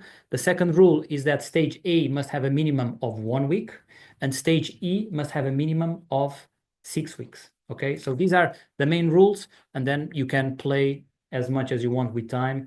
And this is important that you define in the new work item form. So here I was going to explain in detail, but I move on. I have explained this slide, I move on. In the new work item form, what is really important is that you define in the section 19 of the new work item, the deadline to dispatch the document to inquiry and formal vote. So you need to submit this, and then you register the project information on projects online working area. There is an editable version here for the dispatch to inquiry and formal vote. You can play with the dates. If you insert a date that is not possible, it will give you an error. So it's quite cool. And also you can see like the different time frame for the different stages as soon as you plan the work. So this is quite nice as well. What is also very important about the flexible standard development process is that anytime before the inquiry takes place, if you see that, okay, we are running out of time, you can apply the one change option. So for this, you don't need a TC decision. You don't really gain more time in total. What you do is that you gain more time at the beginning of the process, but you steal the time that you allocated after the inquiry. So be aware of that. If you really consider that you are completely running out of time, there is always the possibility to take a TC decision of for a tolerance of 39 weeks. Now, about TC decisions. So most of the TC decisions will have to be registered in the database. So technical decisions, this is not to be registered. And most of the times, the questions we have are, who is supposed to register the decision? Is it you or is it me? Okay, so you need to know that some decisions need to be registered by the TC secretary on Projects Online Working Area. Some decisions need to be registered by CCMC via data service. On the slide here, you have some examples of decisions to be registered by CCMC. If you don't really know, and actually new secretaries often contact CCMC project manager to know who is supposed to register this. On this slide, what you can see is the list of decisions that you have available on Projects Online Working Area. If your decision is not fully, I deleted a few that I thought were not so relevant, but if the decision that you want to register is on this slide, it means that it's the TC secretary to do it. If it's not on the slide, it means that very likely it will be CCMC data service, so data service to register, okay? Now, very briefly, we have the three other type of deliverables. I have one slide per deliverable, okay? A TS is normally developed when there is no consensus to develop an European standard. For example, the assessment method is not robust enough, or there is a reason at national level not to publish a standard. So a TS could be an interesting deliverable. You can choose how much time you want to develop the TS. It could be 1 year or 2 years or 3 years. The recommendation is 1 year, but if you need more time, this is possible. You need to indicate that in the new work item form. And for TSs, you only have one vote, okay? That's also one of the differences between a standard. You have inquiry and formal vote. Here, you have only one vote. Most of the comments I hear from your side is, oh no, only one vote, and now there are many technical comments. Maybe you should launch a ballot before, maybe try to launch a ballot before the vote of the TS. That's a possibility. The TRs are very special documents because they are informative documents. You cannot include any requirement there. So you should apply a TR in a very limited cases. And similarly to the TS, basically, yeah, you can define how much time you want.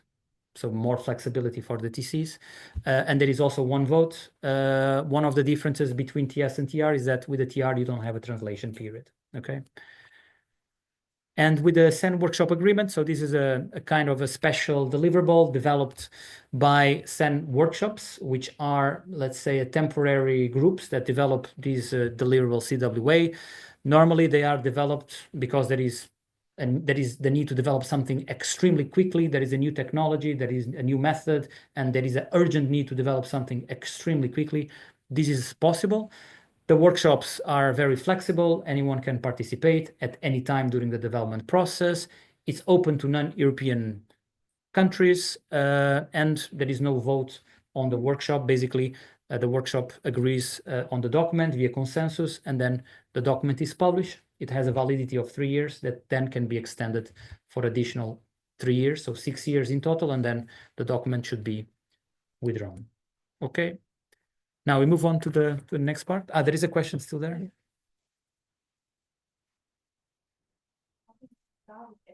So as an MC, you have an expert that has an idea, then who do I talk to at CEN to start it?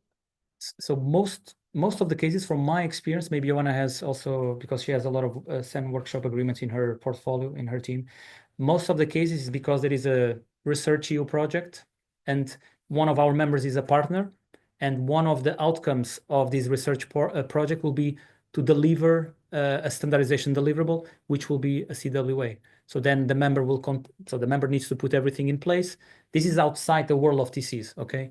The member will contact CCMC saying, we want to put forward a request for a CWA development, and you need to submit a proposal, then we inform the BT, we paste it on the website, and there is a meeting, and so the process follows like this.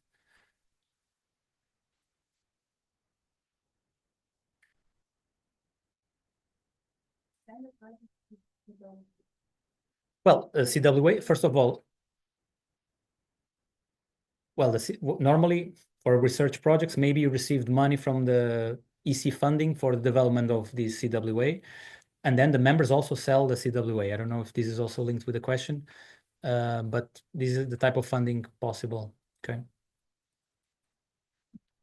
Just to shortly complement, normally each member has a dedicated department that is close to research, to these research projects, so that is also very knowledgeable. And this is where these CWAs normally start very often. So thank you, Nuno. That was quite comprehensive, I think. So now I have 15 minutes, a bit less. Should we finish on time? I think yeah. we can have 10 minutes now. I'm not sure whether we are allowed, but okay. Let's try to make it quicker. I will give you in the third part the introduction to the Vienna Agreement. So our rules on the work with ISO. This is the introduction because we know that not all of you are impacted. On the other hand, we have in place, here you can see on the right side, a number of guidance documents where more details are gathered in case you are in charge. So what is it about? It's a, yes? Just a small question. Would the same story be valid for the CEN IEC? Is it the same principle? Is it the same Vienna Agreement? No.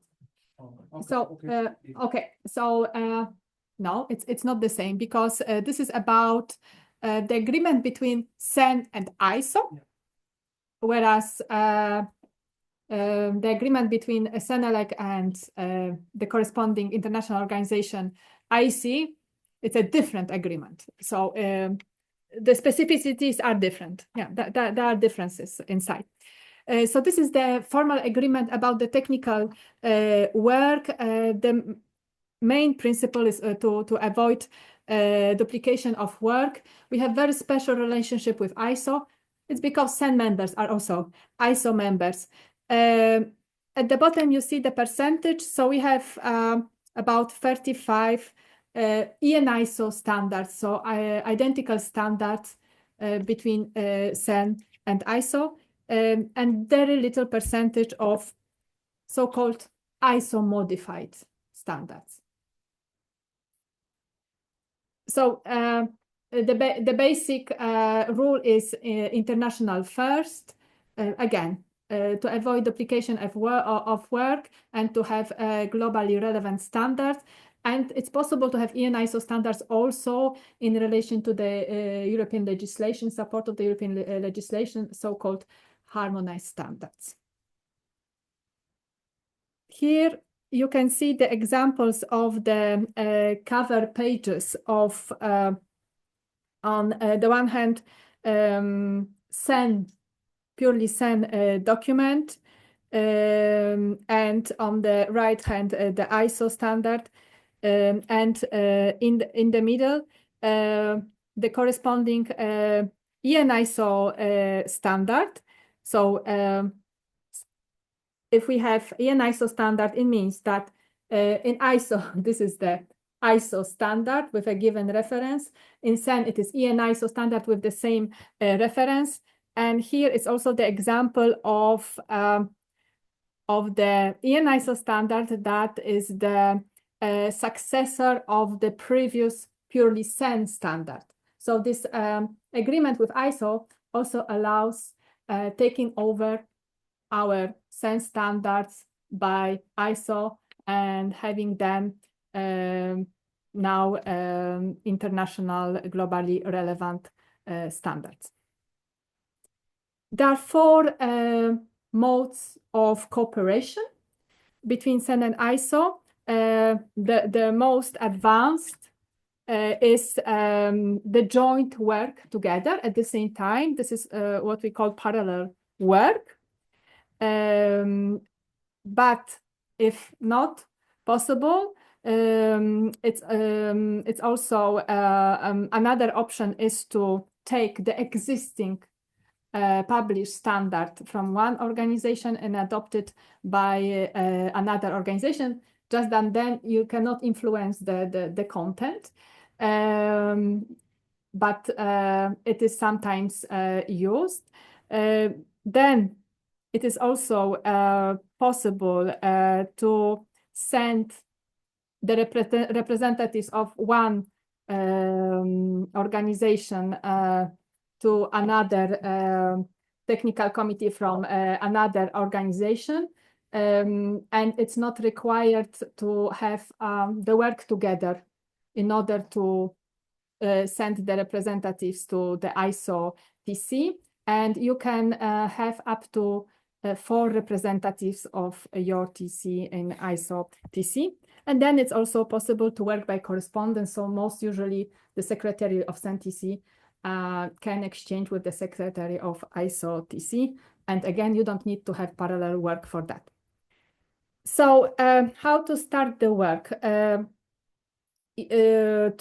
to start the work on the document that is developed together between CEN and ISO. The project is created by each organization. So each organization has to create the project according to its own rules. In the new work item form that Nuno explained, there's a dedicated place where the work with ISO is mentioned. So the work with ISO is to be indicated in this new work item form at the same time when the project is created. What is important is to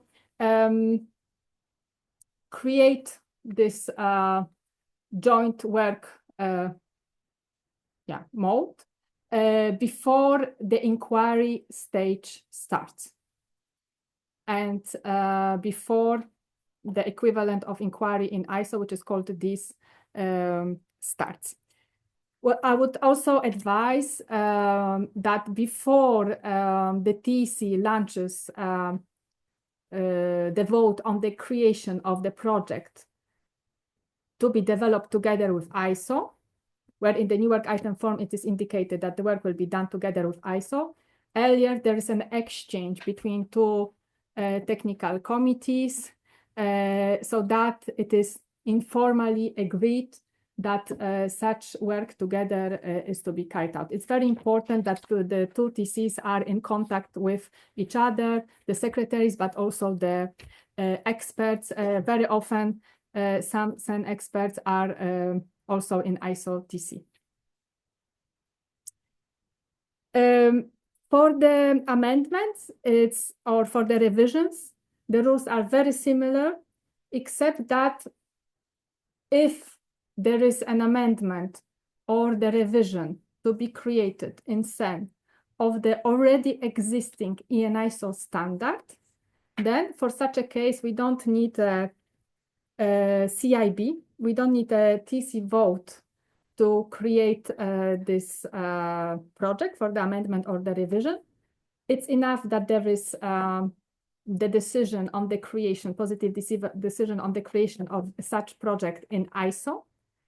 ISO Central Secretariat informs CCMC about this, and CCMC creates the project, corresponding project in CEN for the amendment or revision, again, without any vote in the TC, but the TC is informed. TC secretary is informed about that. Yes?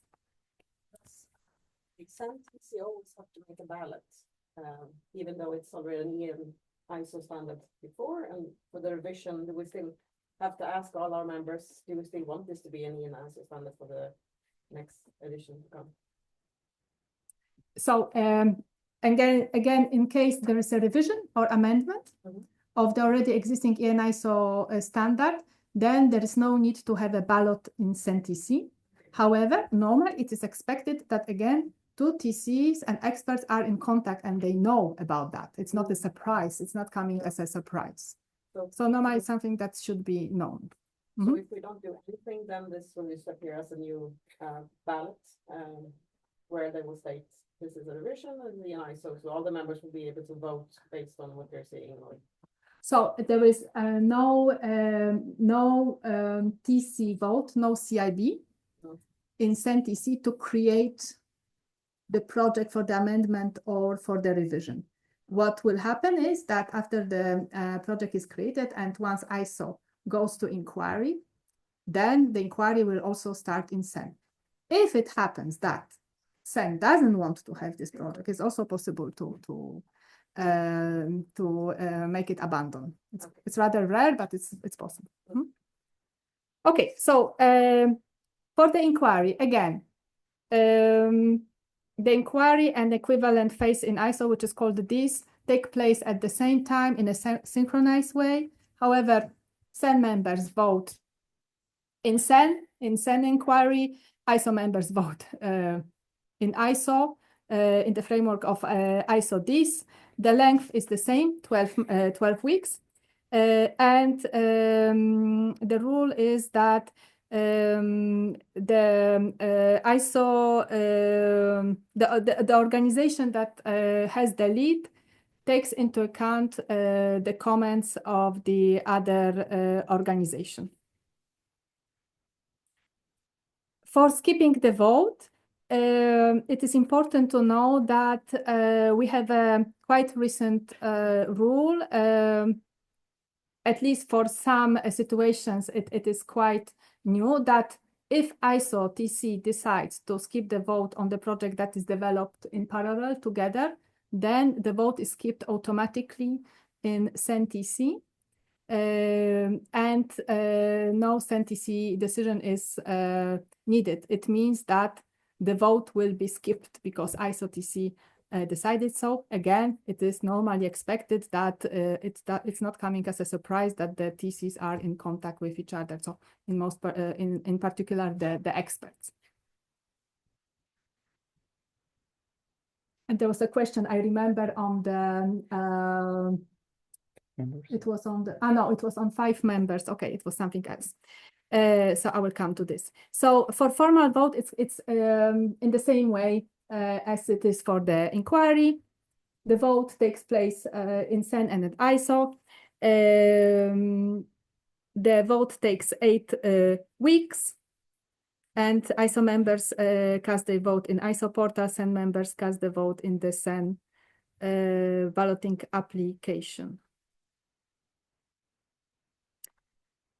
What I have not said, and now I remember because I am a bit quick, sorry for that, is that for Vienna Agreement projects, irrespective whether it's CEN lead or ISO lead, the editing is always done by ISO, Central Secretariat. So it means that the drafts needs to be submitted on the ISO submission interface. Although if it's CEN lead time, CEN time frame applies. So now I would like to maybe complement with this piece of information that might be useful for you to know.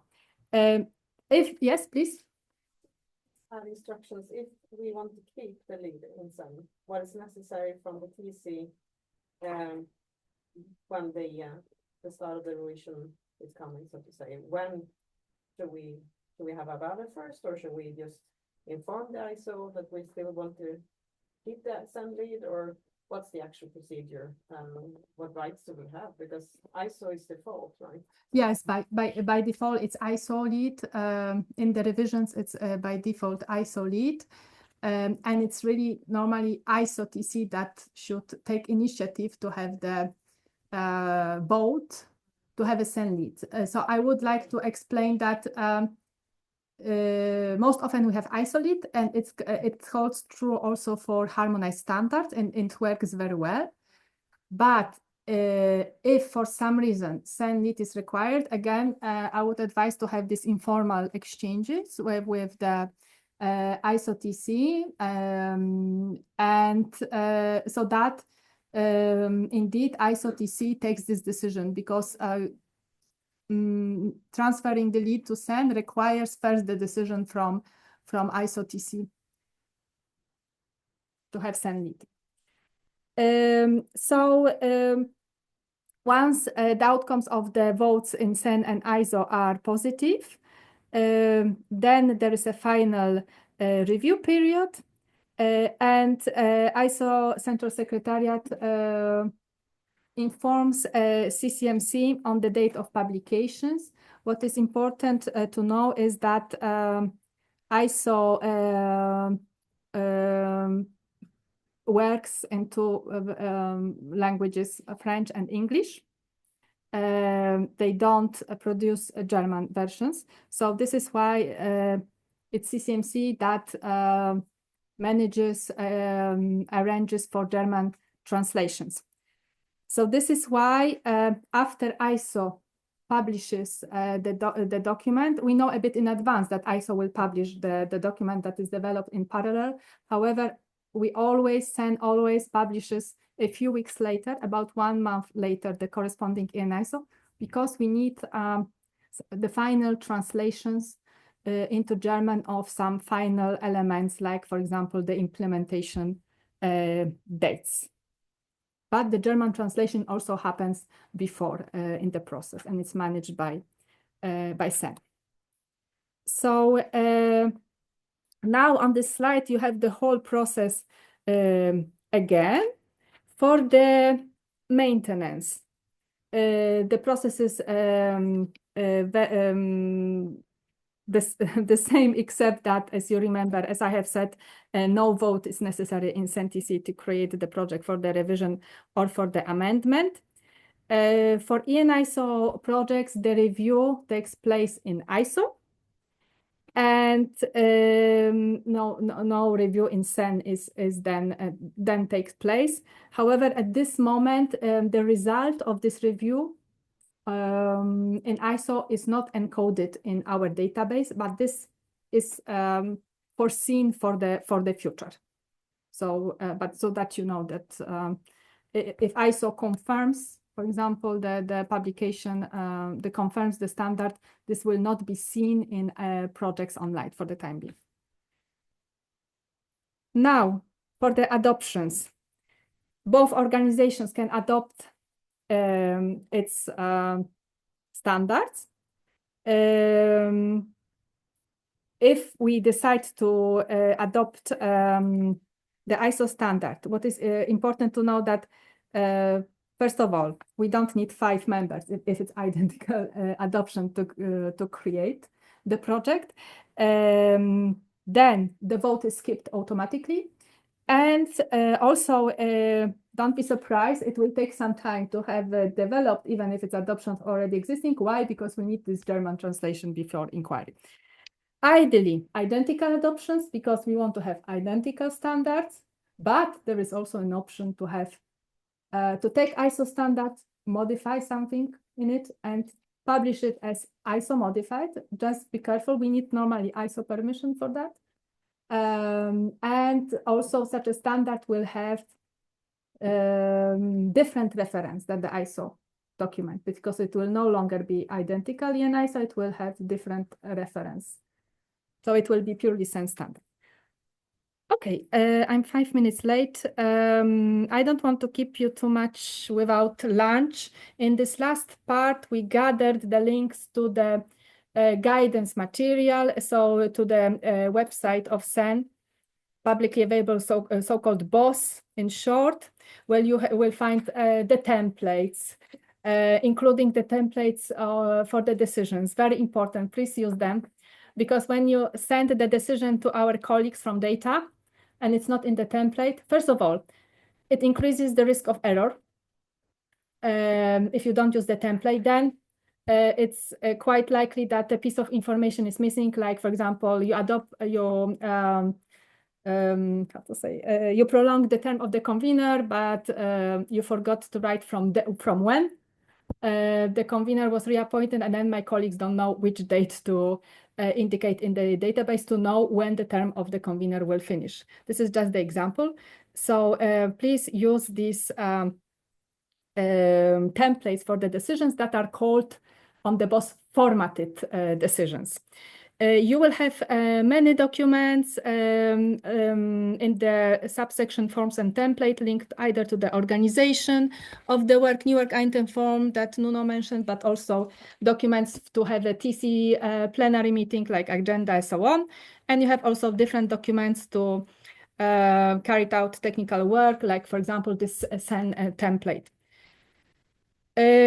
What is there as well? So this is the example of the template for the decision, so-called formatted decision to confirm the standard. You have also under 0, so-called calculation tool. And this is to be used in case you launch a vote in the TC and the weighted mode, it's a weighted vote. It's not a simple of the quite simple majority, but a weighted vote. It's quite rare, but it happens. Nuno has told me if you change from inquiry, from the standard, for example, if you change the format of the document from the standard to a TR or TS, right? This happens, then you need to apply weighted vote, and then you can use this calculator to know whether the vote is positive or not. There is also CEN expert area that contains even more, how to say, expert